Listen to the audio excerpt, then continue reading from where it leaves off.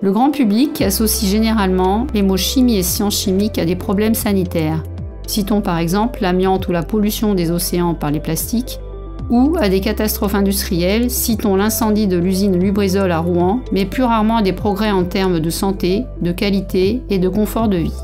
Pourtant, la chimie contemporaine repose sur des éléments fondateurs qui restent d'actualité et qui sont loin de cette image négative. Il y a 250 ans, Antoine Lavoisier écrivait « Rien ne se perd, rien ne se crée, tout se transforme ».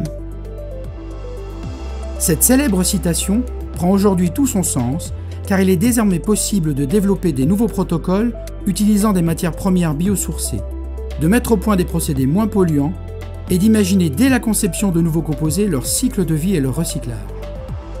La nature, capable de faire des systèmes hautement complexes, est une source d'inspiration inépuisable.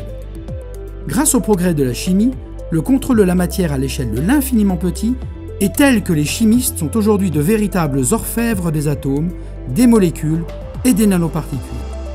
Ce sont des ingénieurs de la matière en concevant des assemblages d'atomes pour construire des molécules, puis des assemblages de celles-ci pour élaborer des matériaux. La chimie est à l'interface de plusieurs disciplines scientifiques, telles la physique, la biologie et la géologie. De nombreux travaux développés au sein de l'école doctorale se situent à ces frontières pour relever les défis sociétaux du XXIe siècle. Citons les technologies de l'information et des télécommunications, l'énergie, le développement durable, la santé, les nanosciences et l'agroalimentaire.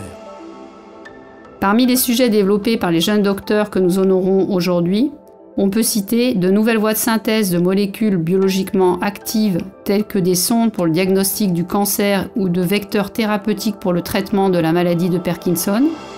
D'autres travaux concernaient le développement de nanosystèmes biocompatibles pour l'ingénierie tissulaire et de cristaux de particules pour la protection de systèmes satellitaires.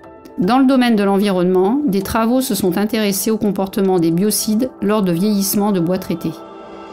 Par ailleurs, un nouveau procédé pour produire des nanoparticules minérales a été mis au point.